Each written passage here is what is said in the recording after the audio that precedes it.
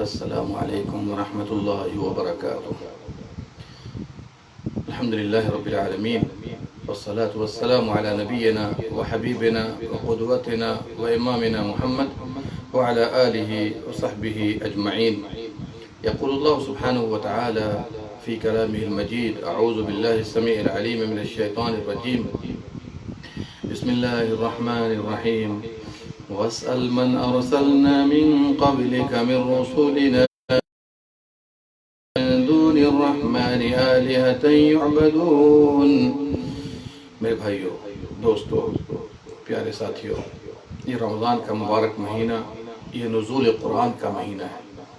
اللہ سبحانہ وتعالی نے سب سے بڑا معجزہ جو نبی اکرم صلی اللہ علیہ وسلم کو دیا، عطا فرمایا، اسے رمضان کے مہینے میں ہی نازل فرمایا ہے۔ اور یہ بات بھی ذہن رکھیے کہ یہ مبارک مہینہ جتنی تیزی سے گزر رہا ہے، ہم لوگ اس کا احساس نہیں کر پا رہے ہیں۔ یہ مبارک مہینہ جس کو قرآن کا مہینہ کہا جاتا ہے، اس میں ہم قرآن کا علم لے رہے ہیں، اور علوم القرآن کے موضوع پر ہماری بہت ساری گفتگو کل ہو چکی ہے، جس میں ہم نے کل بتایا تھا کہ قرآن میں کتنی آیتیں ہیں، کتنی سورتیں ہیں، کتنی طرح کی آیتیں ہیں، اور قرآن میں سورتوں کی تعداد کتنی ہے، سب سے پہلے کون سی آیت نازل ہوئی، اور سب سے اخیر میں کون سی آیت اور سورت نازل ہوئی، کتنے کلمات ہیں، کتنے حروف ہیں۔ پھر قرآن میں سورتوں کی قسمیں کتنی ہیں، یہ ساری باتیں کل گزر چکی ہیں۔ مکی سورت کون سی ہے، مدنی سورت کون سی ہے، ان کی تعداد کیا ہے، یہ ساری باتیں کل گزر چکی ہیں۔ آج میں آپ کے سامنے جس موضوع کو رکھنا چاہتا ہوں وہ یہ ہے کہ اللہ سبحانہ وتعالی نے مکی سورتوں میں چند آیتیں مدنی بھی داخل فرمائی ہیں، جیسا کہ بہت سے اہل علم کا قول ہے۔ سورت تو مکی ہے، لیکن جیسے سورہ اعراف مکی سورت ہے، لیکن اس میں 3 آیتیں یہ مدنی ہیں۔ کون سی آیتیں؟ وَاسْأَلْهُمْ عَنِ الْقَرْيَةِ الَّتِي كَانَتْ حَاضِرَةَ الْبَحْرِ، اس سے پڑھ جائیے یہاں تک کہ اللہ نے فرمایا وَإِذْ نَتَقْنَا الْجَبَلَ فَوْقَهُمْ كَأَنَّهُمْ ظُلَّةٌ وَظَنُّوا أَنَّهُ وَاقِعٌ بِهِمْ خُذُوا مَا آتَيْنَاكُمْ بِقُوَّةٍ وَاذْكُرُوا مَا فِيهِ لَعَلَّكُمْ تَتَّقُونَ۔ یہ ایک مثال ہے۔ دوسری مثال لے لیجئے، سورہ ابراہیم مکی ہے، لیکن اس میں 2 آیتیں قتلہ بدر کے بارے میں، شہداء بدر کے بارے میں نازل ہوئی ہے۔ قتلہ بدر، جو بدر میں قتل کیے گئے، ان میں سے کون سی آیت ہے؟ أَلَمْ تَرَ إِلَى الَّذِينَ بَدَّلُوا نِعْمَةَ اللَّهِ كُفْرًا وَأَحَلُّوا قَوْمَهُمْ دَارَ الْبَوَارِ، یہ قتلہ بدر کے بارے میں نازل ہوئی، شہداء بدر نہیں، قتلہ بدر کے بارے میں 2 آیتیں۔ اسی طرح سورہ بنی اسرائیل مکی صورت ہے، لیکن اس میں ایک آیت ہے وَإِن كَادُوا لَيَفْتِنُونَكَ عَنِ الَّذِي أَوْحَيْنَا إِلَيْكَ لِتَفْتَرِيَ عَلَيْنَا غَيْرَهُ، یہ قبیلہ ثقیف کے بارے میں نازل ہوئی، اور اس کا قصہ بھی ہے، تو یہ مدنی آیت ہے۔ کون سی آیت ہے؟ مدنی آیت۔ اسی طرح اس کے برعکس لے لیجیے، مدنی صورتیں ہیں اور اس میں مکی آیتیں ہیں، یہ بھی علوم قرآن کا ایک۔ سورہ توبہ مدنی ہے، لیکن اس میں 2 آیتیں مکی ہیں، جیسا کہ بعض اہل علم نے کہا لَقَدْ جَاءَكُمْ رَسُولٌ مِّنْ أَنفُسِكُمْ عَزِيزٌ عَلَيْهِ مَا عَنِتُّمْ حَرِيصٌ عَلَيْكُمْ بِالْمُؤْمِنِينَ رَءُوفٌ رَحِيمٌ فَإِن تَوَلَّوْا فَقُلْ حَسْبِيَ اللَّهُ لَا إِلَٰهَ إِلَّا هُوَ عَلَيْهِ تَوَكَّلْتُ وَهُوَ رَبُّ الْعَرْشِ الْعَظِيمِ۔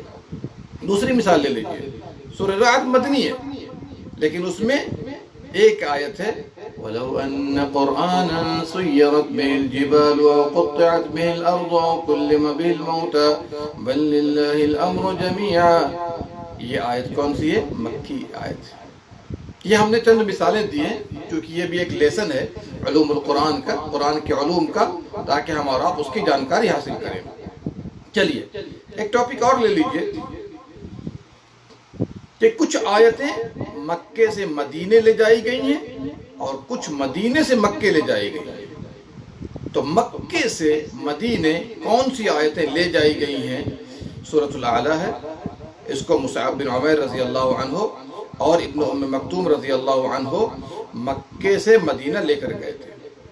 اسی طرح ایک اور مثال لے لیجئے، سورہ یوسف ہے، جن کو اٹھا کر لے گئے عوف بن عفرا، ان 8 افراد میں تھے جو رسول اللہ صلی اللہ علیہ وسلم کے پاس آئے تھے۔ کون اٹھا کر لے گئے؟ عوف بن عفرا۔ بات سمجھ میں آ رہی ہے؟ پھر اس کے بعد سورہ اخلاص بھی لوگ مکے سے مدینے لے گئے۔ پھر اس کے بعد سورہ اعراف کی یہ آیت قُلْ يَا أَيُّهَا النَّاسُ إِنِّي رَسُولُ اللَّهِ إِلَيْكُمْ جَمِيعًا، یہ بھی لوگ کہاں سے؟ مکے سے مدینہ اٹھا کر لے گئے۔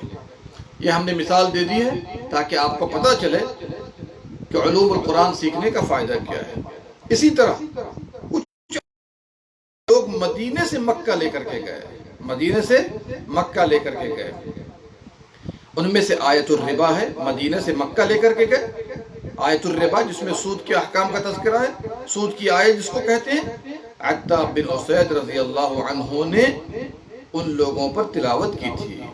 سورہ بقرہ آیت نمبر 278 ہے۔ اسی طرح سورہ برات جس کو سورہ توبہ کہتے ہیں، ابو بکر صدیق رضی اللہ عنہ 9 ہجری میں جب حج پر امیر بنائے گئے تو لے کر کے علی رضی اللہ عنہ گئے اور کے دن لوگوں پر اس کی تلاوت کی تھی۔ چلیے تیسری مثال لے لیجئے کہ مدینے سے حبشہ لے کر کے گئے، مدینے سے حبشہ لے کر کے گئے تو اس میں سورہ مریم لے کر کے گئے طالب رضی اللہ عنہ نجاشی کے پاس۔ جی ایک اور ٹاپک لے لیجئے، چونکہ وقت کم ہے میں چاہتا ہوں اختصار کے ساتھ آپ کے سامنے کچھ آیتیں ایسی ہیں جو گرمی میں نازل ہوئی، کچھ آیتیں ایسی ہیں جو ٹھنڈی میں نازل ہوئی۔ ایک لیسن ہے علوم القرآن کا۔ جو آیتیں گرمی میں نازل ہوئی ان میں سے ایک آیت آیت الکلالہ ہے۔ آیت الکلالہ،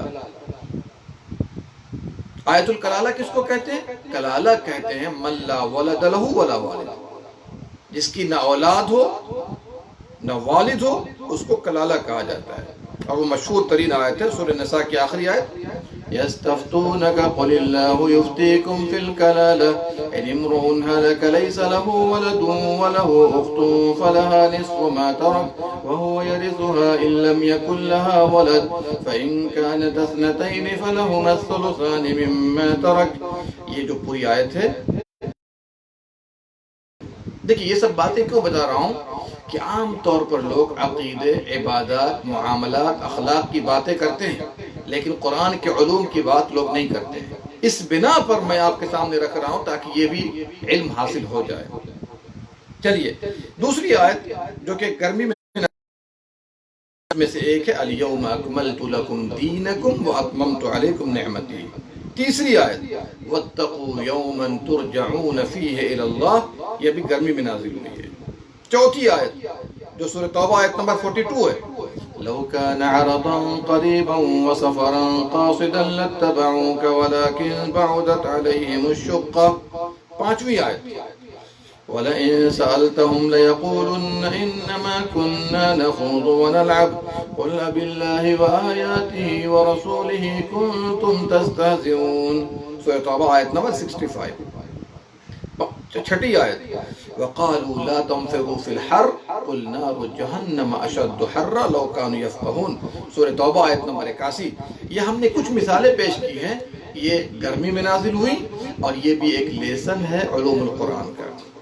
کچھ آیتیں جو ٹھنڈی میں نازل ہوئی تھی، وہ آیتیں جو غزوہ خندق کے بارے میں ہیں سورۃ الاحزاب میں، وہ ٹھنڈی میں نازل ہوئی، سردی میں نازل ہوئی۔ اللہ نے فرمایا یا ایھا الذین آمنوا اذکروا نعمت اللہ علیکم اذ جاءتکم جنود فارسلنا علیہم ریحا وجنودا لم تروها وکان اللہ بما تعملون بصیرا۔ سورہ احزاب آیت نمبر 9 سے لے کر 27 تک۔ یہ ٹھنڈی میں نازل ہوئی، سردی میں نازل ہوئی۔ سردی میں نازل ہونے والی آیتوں میں سے آیت الافک بھی ہے، آیات الافک جس میں عائشہ رضی اللہ عنہ پر الزام لگایا گیا تھا، وہ سردی میں نازل ہوئی ہے۔ اللہ نے کیا فرمایا ان الذين جاءوا بالافك عصبة منكم لا تحسبوه شرا لكم بل هو خیر لکم لکل امرئ منہم ما اکتسب من الاثم. سورہ نور آیت نمبر 11 سے 22 تک، جس کو آیات الافک کہا جاتا ہے، یہ سب سردی میں نازل ہوئی ہے. کچھ آیتیں ایسی ہیں جو مختلف مقامات پر نازل ہوئی ہیں. جیسے ایک آیت نازل ہوئی طائف میں، سورہ فرقان آیت نمبر 45، أَلَمْ تَرَ إِلَىٰ رَبِّكَ كَيْفَ مَدَّ الظِّلَّ وَلَوْ شَاءَ لَجَعَلَهُ سَاكِنًا. یہ طائف میں نازل ہوئی ہے. ایک آیت نازل ہوئی بیت المقدس میں. بیت المقدس میں جب نبی صلی اللہ علیہ وسلم معراج کے لیے تشریف لے گئے تو وہاں پر تمام انبیاء کرام تھے. اللہ سبحانہ و تعالیٰ نے تمام لوگوں کو وہاں جمع کر دیا اور سبوں کی پیارے نبی صلی اللہ علیہ وسلم نے امامت فرمائی. اس لیے ہمارے نبی کو امام الانبیاء بھی کہا جاتا ہے. تو وہاں کون سی آیت نازل ہوئی، اس کو یاد رکھیے گا. وَاسْأَلْ مَنْ أَرْسَلْنَا مِن قَبْلِكَ مِن رُّسُلِنَا أَجْعَلْنَا مِن دُونِ الرَّحْمَٰنِ آلِهَةً يُعْبَدُونَ. سورہ زخرف آیت نمبر 45. جب سارے نبی تھے اللہ نے فرمایا وَاسْأَلْ، جتنے بھی رسول ہم نے آپ سے پہلے بھیجے ان سے پوچھ لیجئے، چونکہ وہاں سب موجود تھے، سبوں کو امامت کرائی آپ نے. اجعلنا من دون الرحمن آلہۃ یعبدون، کیا ہم نے بنایا ہے اللہ کے علاوہ کسی اور کو معبود؟ اللہ کے علاوہ اور معبود بھی اللہ نے بنائے ہیں جن کی پوجا کی جائے. تو وہاں پر نازل ہوئی تاکہ تمام انبیاء کرام سامنے ہیں اور آپ کو یقین تھا، لیکن اللہ سبحانہ و تعالیٰ نے اطمینان قلب کے لیے یہ آیت وہاں نازل فرمائی. ایک آیت ایسی ہے جو جحفہ میں نازل ہوئی. جحفہ مقام ہے. کون سی آیت؟ ان الذی فرض علیک القرآن لرادک الی معاد. سورہ قصص آیت نمبر 85. چلیے وقت کی نزاکت کو دیکھتے ہوئے ایک اہم ٹاپک کی طرف ہم آنا چاہتے ہیں. قرآن کے جمع اور ترتیب کے بارے میں بھی آپ کو معلومات ہونی چاہیے. قرآن کو ایک مصحف میں جمع کیا گیا تو یہ قرآن 3 مراحل سے گزرا ہے. کتنے مراحل سے؟ 3 مرحلوں سے گزرا ہے. پہلا مرحلہ کون سا ہے؟ نبی صلی اللہ علیہ وسلم کے زمانے میں جمع کیا گیا، ترتیب دی گئی نبی صلی اللہ علیہ وسلم کے زمانے میں. اس میں 2 طرح سے ہو. ایک تو یہ ہے کہ صحابہ کرام قرآن یاد کرتے تھے، سینوں میں جمع کرتے. جی ظاہر سی بات ہے، بہت سے صحابہ کرام قرآن یاد کرتے تھے، سینوں میں جمع کرتے تھے. یہ پہلی شکل ہے. دوسری شکل یہ ہے کہ قرآن کو لکھا جاتا تھا مختلف صحیفوں میں.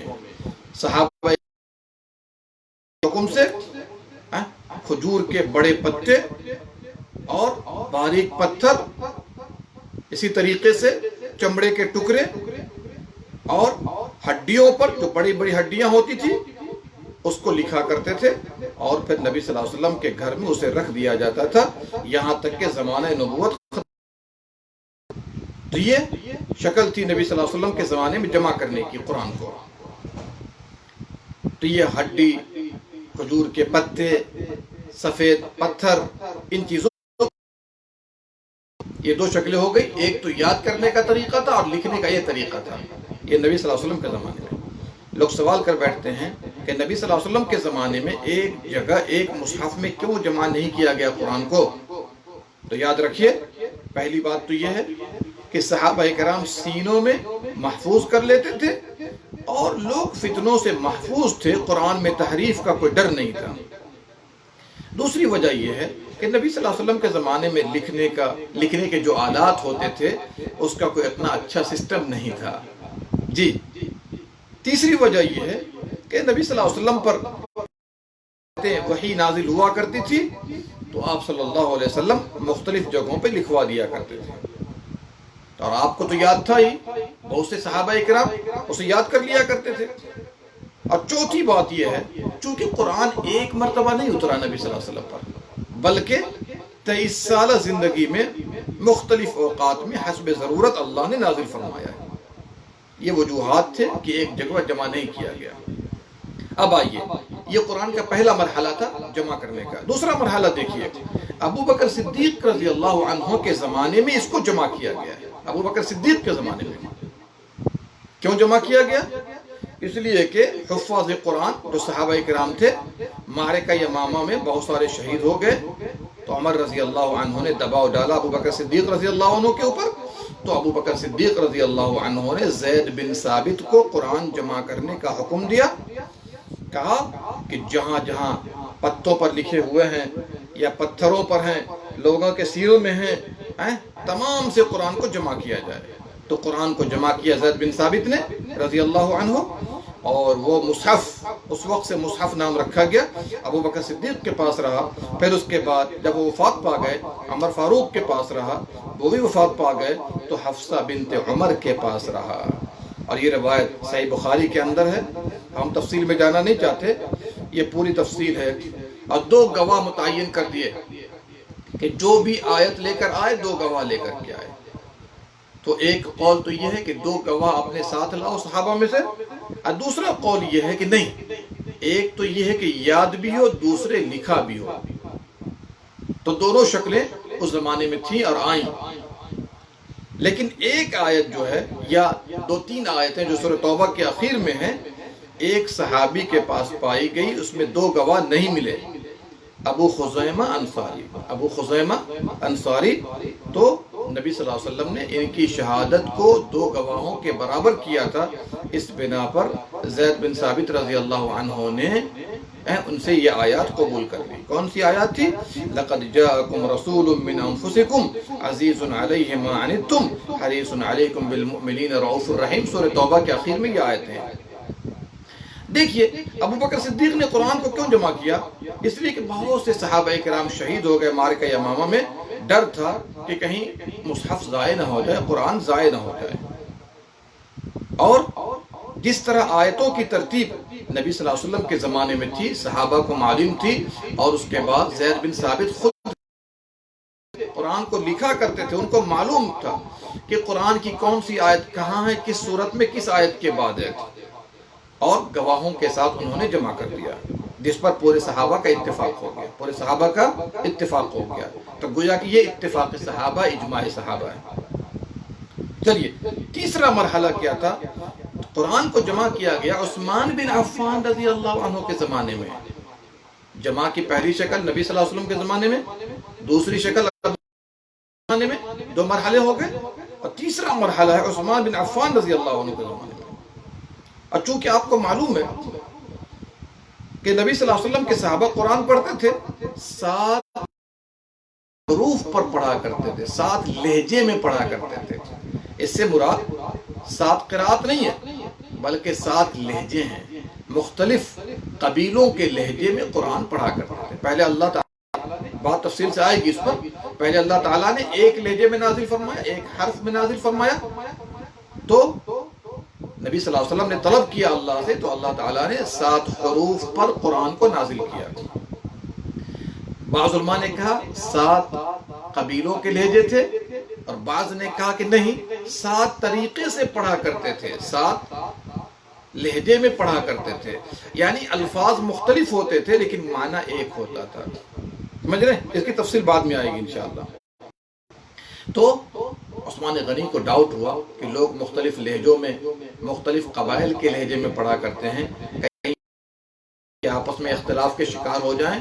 تو صحابہ کرام کے مشورے سے کیا کیا انہوں نے قریش کے لہجے کو باقی رکھا، باقی تمام لہجوں والے قرآن کو جلا دیا. اس سے یہ بات بھی واضح ہوتی ہے کہ قرآن کو جلانا، اگر ہمارا ارادہ توہین کا نہیں ہے، دینی مصلحت کا ہے، تو انشاءاللہ جلانے میں بھی کوئی حرج کی بات نہیں ہے، جیسا کہ عثمان غنی رضی اللہ عنہ نے جلایا تھا. چلیے اس کے بعد ایک لہجے میں یا ایک حرف میں کر کے عثمان غنی نے مختلف شہروں میں بھیج دیا، بصرہ، کوفہ، مکہ، مدینہ، اس طرح سے جو بڑے بڑے مشہور شہر مانے جاتے تھے وہاں بھیج دیا. اور اس طرح اللہ نے اپنی کتاب کی حفاظت کی ہے. تو یہاں پر ایک بات اور یاد رکھیے گا کہ یہ وہی ترتیب ہے جس ترتیب پر نبی صلی اللہ علیہ وسلم جبریل امین کے ساتھ دور کیا کرتے تھے. اور آپ کو پتا ہر سال ایک دور کرتے تھے، اور جس سال آپ کی وفات ہوئی ہے اس سال 2 دور فرمایا ہے. اب آئیے کہ آیات کی ترتیب اور سورتوں کی ترتیب یہ نبی صلی اللہ علیہ وسلم کی طرف سے ہے یا بعد میں صحابہ، تابعین اور بعد کے علماء نے جو ہے اس میں ترتیب دی ہے. رکھیے گا آیتوں کی ترتیب کے بارے میں امت متفق ہے جیسا کہ آج ہمارے پاس موجود ہے، یہ اللہ کی طرف سے ترتیب ہے۔ رسول اللہ صلی اللہ علیہ وسلم نے اللہ کے حکم سے ترتیب دی ہے، اور بار بار جبریل علیہ السلام آیات لے کر آتے تو فرماتے اس آیت کو فلاں صورت میں فلاں آیت کے بعد رکھیے۔ آیتوں کی ترتیب کس کی؟ اللہ رب العزت کی ہے، نبی صلی اللہ علیہ وسلم نے ترتیب دی جبریل علیہ السلام کے حکم سے، اور اس پر اتفاق نقل کیا ہے بڑے بڑے علماء نے، باقلانی نے، ابن الزبیر نے، غرناطی نے، زرکشی نے، سیوطی نے۔ کیا پتا چلا؟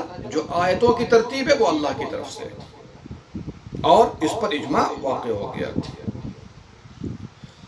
اس سلسلے میں کئی روایتیں ہیں، میں ایک روایت پیش کرنا چاہتا ہوں، صحیح مسلم کی حدیث ہے، حدیث نمبر 809، ابو درداء رضی اللہ عنہ سے مرفوعاً روایت ہے، پیارے حبیب صلی اللہ علیہ وسلم نے فرمایا من حفظ 10 آیات من اول الكهف عصم من الدجال، وفی لفظ عنده من قرأ 10 الاواخر من سورة الكهف۔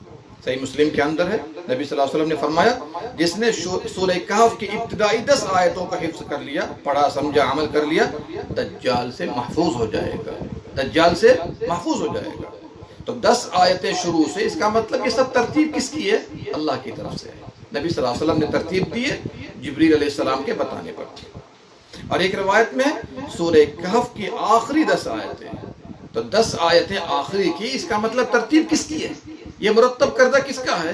یہ اللہ رب العالمین کا ہے، اللہ کے حکم سے نبی صلی اللہ علیہ وسلم نے خود ہی مرتب کر دیا ہے۔ اب آئیے، دلائل بہت ہے، میں ایک ایک دے رہا ہوں صرف۔ اب آئیے سورتوں کی ترتیب، ابھی تو آیات کی ترتیب کی بات چل رہی تھی، اب سورتوں کی ترتیب یہ اللہ کی طرف سے ہے یا صحابہ کے اجتہاد سے ہے؟ اس مسئلے میں علماء نے کلام کیا ہے، لیکن میری تحقیق کی روشنی میں یہ بھی من جانب اللہ ہے، نبی صلی اللہ علیہ وسلم نے اس کی ترتیب دی ہے جیسا کہ جبریل امین نے آرڈر کیا ہے، اور اس پر دلائل بہت ہیں، لیکن ایک دلیل میں پیش کرنا چاہتا ہوں۔ صحیح مسلم کے اندر ابو امامہ الباہلی رضی اللہ عنہ کی روایت ہے، وہ فرماتے ہیں میں نے نبی صلی اللہ علیہ وسلم کو فرماتے ہوئے سنا اقرأوا القرآن فإنه يأتي يوم القيامة شفيعا لأصحابه، قرآن پڑھا کرو، قرآن اپنے پڑھنے والوں کے لیے قیامت کے دن شفاعت کرے گا۔ اور آگے سنیے اقرأوا الزہراوین البقرہ و سورۃ آل عمران، 2 چمکتے پھول، اگر اس کو آدمی لے لے تو اس کے پاس خوشبودار پھول ہے، ہدایت ملے گی، برکت ملے گی، کامیابی ملے گی، سورہ بقرہ اور سورہ آل عمران ہے۔ کیا پتا چلا کہ سورہ بقرہ کے بعد سورہ آل عمران کی ترتیب کس کی ہے؟ نبی صلی اللہ علیہ وسلم کی۔ اس لیے آپ صلی اللہ علیہ وسلم نے فرمایا 2 خوشبودار پھول، 2 خوشبودار سورت جس میں ہدایت ہے، رحمت ہے، شفا ہے، وہ سورہ بقرہ ہے، سورہ آل عمران ہے۔ سمجھ بات آ رہی ہے؟ چلیے، تو اس طریقے سے کیا پتا چلا کہ یہ بھی سورتوں کی ترتیب بھی کس کی طرف سے ہے؟ اللہ کی طرف سے ہے۔ اس میں صحابہ اور بعد کے سلف کی کوئی اجتہاد ان کا نہیں ہے، ان کی ترتیب نہیں ہے۔ چلیے، اسی طریقے سے اور بھی دلائل ہیں، میں اس تفصیل میں جانا نہیں چاہتا، لیکن اس کے بعد میں آپ کو یہ بتانا چاہتا ہوں کہ سب سے پہلے وحی کی ابتدا کب ہوئی ہے؟ صفی الرحمن مبارک پوری رحمت اللہ علیہ کی تحقیق کے مطابق مہینہ تھا، 21 کی رات تھی، غار حرا میں جبریل امین آئے تھے اور 5 آیت سکھا کر کے گئے، جیسا کہ ہم نے کل بتایا تھا آپ کو۔ تو یہ رمضان کا مہینہ ہے، اور اس مہینے میں اللہ نے قرآن کے آغاز کا سلسلہ شروع کیا ہے۔ چلیے، اس کے بعد بہت سارے مباحث ہیں، ایک مباحث میں اور لانا چاہتا ہوں میں آپ کے سامنے، وہ یہ ہے کہ اسباب نزول کیا ہے۔ جی، اسباب نزول کیا ہے؟ تو اس سلسلے میں علماء نے مختلف کتابیں لکھی ہیں، متعدد کتابیں لکھی ہیں، اور یہ اسباب نزول کا جاننا ہم سب کے لیے ضروری ہے۔ کیوں؟ اس لیے کہ صحابہ کرام نے قرآن کو اترتے ہوئے، نازل ہوتے ہوئے دیکھا، اور اسباب نزول جاننے کے بڑے فائدے ہیں، اور ان علوم کو عام طور پر لوگ بیان بھی نہیں کرتے ہیں، لیکن ضرورت اس بات کی ہے کہ یہ رمضان قرآن کا مہینہ ہے، تو ہمیں یہ بھی جاننا چاہیے کہ اسباب نزول ہے کیا۔ تو اس پر علماء نے بہت سی کتابیں لکھی ہیں، جیسے لباب النقول فی اسباب النزول سیوطی کی کتاب ہے، اسباب النزول واحدی امام واحدی کی کتاب ہے، اس طرح بہت سی تالیفات ہیں۔ اہل علم کہتے ہیں کہ قرآن 2 قسم سے نازل ہوا ہے، دو طریقے پر نازل ہوا ہے۔ ایک تو قرآن کی آیات ایسے ہی نازل ہوتی تھی جیسے آپ کو حاجت ہوتی، جیسی آپ کو ضرورت ہوتی، ویسے نازل ہوتا قرآن، یہ آیات نازل ہوتی، اور اکثر آیات کی تعداد ایسی ہی ہے۔ اس میں ضروری نہیں ہے کہ کوئی سبب واقع ہو تو قرآن کی آیت نازل ہو، اکثر قرآن بغیر کسی سبب کے نازل ہوا، لیکن بہت سی آیتیں ایسی ہیں کسی خاص واقعہ، کسی خاص سبب، کسی خاص حادثہ کے پیش نظر نازل ہوئی ہیں۔ تو سبب نزول ہمیں اور آپ کو جاننا چاہیے، اس کے بڑے فائدے ہیں، اس کے بڑے فائدے ہیں۔ تو اس میں سے پہلا فائدہ یاد رکھیے گا کہ اللہ سبحانہ و تعالیٰ نے کوئی حکم دینا چاہا تو اس کی حکمت معلوم ہوتی ہے سبب نزول سے، جس کو ہم شان نزول بھی کہتے ہیں۔ اگر کسی مصلحت کو جاننا ہو، شریعت کی حکمت کو جاننا ہو، تو یہ امت کے ساتھ رحم کرتے ہوئے اللہ تعالیٰ نے ایک خاص سبب کے پیچھے آیت کو نازل فرما دیا ہے۔ اب جیسے آیات الموارث سے سورۃ النساء کہ ایک خاص سبب کے بعد اللہ نے قرآن کی آیت کو نازل فرمایا۔ آیات المیراث جانتے ہیں یا آیات الموارث آپ جانتے ہیں، یوصیکم اللہ فی اولادکم 2 آیتیں ہیں، اور آیت الکلالہ ہے 3 آیتیں۔ تو یہاں پر یاد رکھیے جابر رضی اللہ عنہ فرماتے ہیں سعد ابن الربی رضی اللہ عنہ کی بیوی تشریف لائی نبی صلی اللہ علیہ وسلم کے پاس، اپنے دونوں بیٹے جو سعد سے تھے ان کو لے کر کے آئی۔ کہتی ہیں اللہ کے رسول صلی اللہ علیہ وسلم، یہ سعد ابن الربی کی دونوں بیٹیاں ہیں، ان کے باپ آپ کے ساتھ احد میں شہید ہو گئے، ان کے چچا نے مال لے لیا، تو کہا اللہ اس کے بارے میں فیصلہ کرے گا۔ تو آیت الموارث جو میراث کی آیتیں ہیں وہ نازل ہوئی۔ نبی صلی اللہ علیہ وسلم نے بھیجا ان کے چچا کے پاس اور کہا کہ سعد کی دونوں بیٹیوں کو 2/3 مال دے دو، 2/3، اور ان کی ماں کو یعنی سعد ابن الربی کی بیوی کو 8واں حصہ ملے گا، اور جو باقی بچے گا بطور عصبہ کے آپ لے لینا۔ یہ روایت بخاری، مسلم، دیگر حدیث کی کتابوں میں موجود ہے۔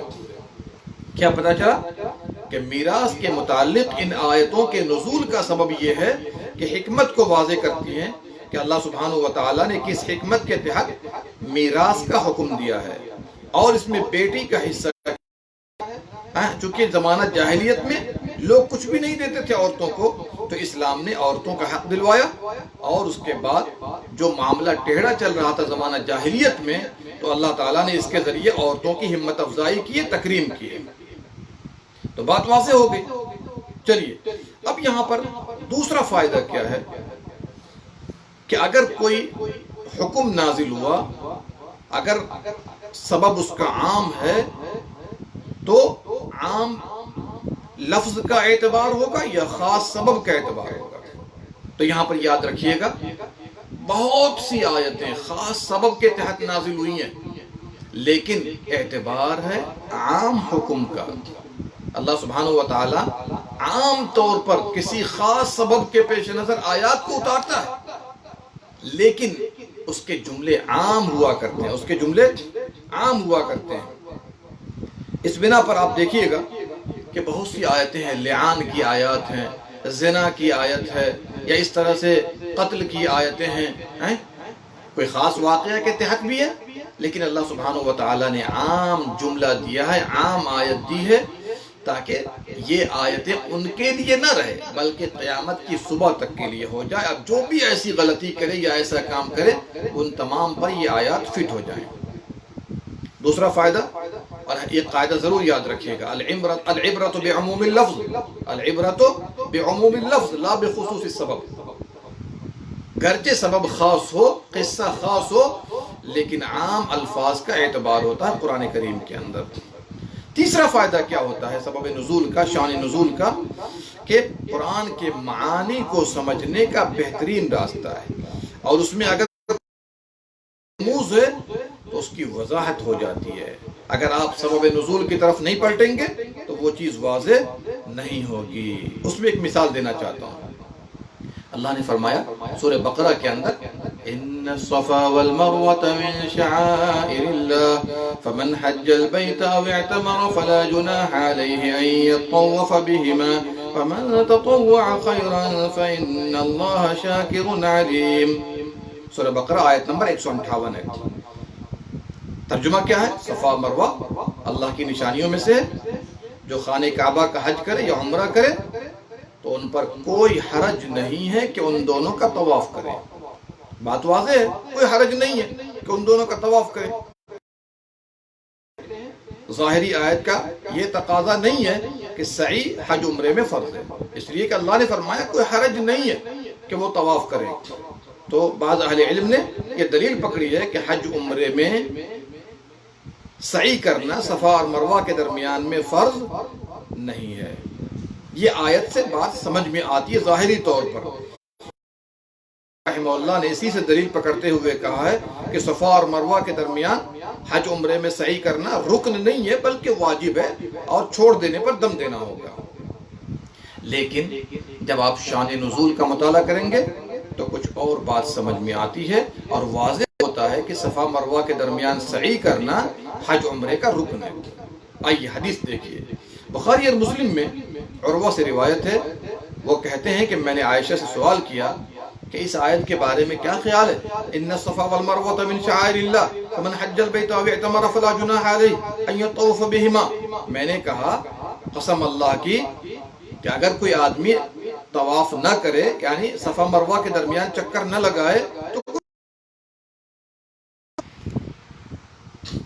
اس سلسلے میں یاد رکھیں کہ جب عروہ نے کہا عائشہ رضی اللہ عنہ سے اس آیت کے بارے میں کیا خیال ہے تو کیا کہا عائشہ نے؟ بئس ما قلت یا ابن تم نے بہت بری بات کہی ہے. اگر وہ بات ہوتی جو تو نے کہا ہے تو آیت ہوتی اس طرح فلا جناح علیہ ان یطوف بہما، ان پر کوئی حرج نہیں ہے کہ وہ طواف کریں. وہاں تو یہ کہا گیا کہ وہ طواف نہ کریں، لیکن شان نزول کیا ہے کہ یہ انصار کے بارے میں آیت نازل ہوئی کہ وہ اسلام قبول کرنے سے پہلے وہاں جا کر جو ان کے بت رکھے ہوئے تھے منات جن کی وہ زمانت جاہلیت میں پوجا کرتے تھے تو انہوں نے حرج محسوس کرنا شروع کیا کہ ہم لوگ پوجا کرتے تھے، ان پر چکر لگاتے تھے، اب تو ہم مسلمان ہو گئے تو پھر ہم صفا مروہ کی سعی کیسے کریں؟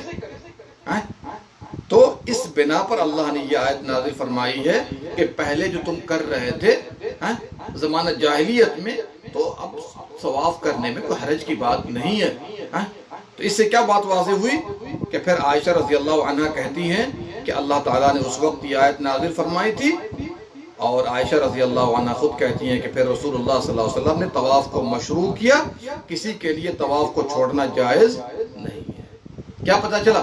واضح ہوا کہ شان نزول کو دیکھنے کے بعد آیت کی حقیقت سمجھ میں آ گئی، ورنہ بہت سے اہل علم نے اس سے یہ کہہ دیا ہے کہ صفا اور مروہ کے درمیان چکر لگانا سعی کرنا یہ رکن نہیں ہے، جبکہ بہت سی احادیث بھی ہے اسعوا فإن اللہ كتب علیکم السعی، تم لوگ سعی کیا کرو، اللہ تعالیٰ نے سعی کو تم پر لکھ دیا ہے. چوتھا فائدہ یہ سمجھ میں آتا ہے کہ جس کے بارے میں قرآن کی یہ آیت نازل ہوتی ہے اللہ سبحانہ و تعالی سبب نزول کو واضح کرتا ہے اور اس سے جدل اور خصومت کو، جھگڑے کو دور کیا جاتا ہے. اب جیسے محمد ابن زیاد کہتے ہیں کہ جب معاویہ نے اپنے بیٹے کے لیے بیعت کی تو مروان نے کہا یہ ابو بکر عمر کی سنت ہے. عبد الرحمن بن ابی بکر نے کہا یہ ہرقل اور قیصر کی سنت ہے. تو مروان نے کہا ھذا الذی انزل اللہ فیہ، ایسے لوگوں کے بارے میں قرآن کی یہ آیت ہے والذی قال لوالدیہ اف لکما تعداننی. جب اس کی خبر عائشہ رضی اللہ عنہ کو پہنچی تو انہوں نے کہا مروان نے جھوٹ کہا، واللہ ما ہوا بھی، ایسی بات نہیں ہے. اس سے کیا پتہ چلا کہ جھگڑا کو ختم کرنے کے لیے سبب نزول اور شان نزول حقیقت کو واضح کر دیتا ہے.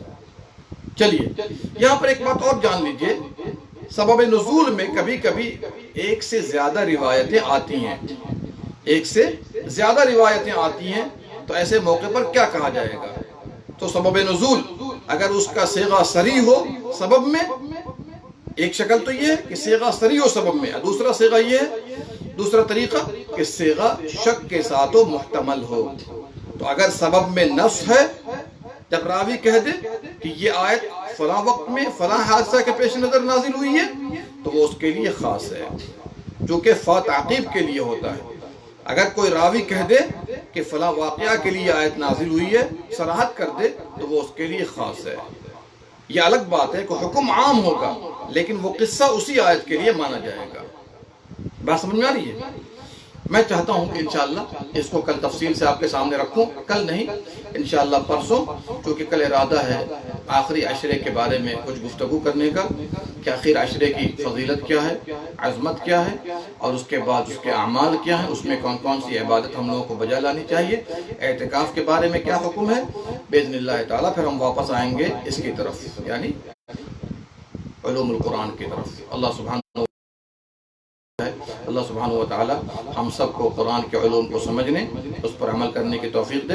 اللہ تعالی ہم سب کو دنیا و آخرت میں کامیاب فرمائے، القرآن کو زیادہ سے زیادہ سیکھنے، اس پر عمل کرنے والا بنائے، اور ہم سب کو اللہ تعالی اہل قرآن جو اللہ کے خاص لوگ ہیں اس میں شامل فرما دے۔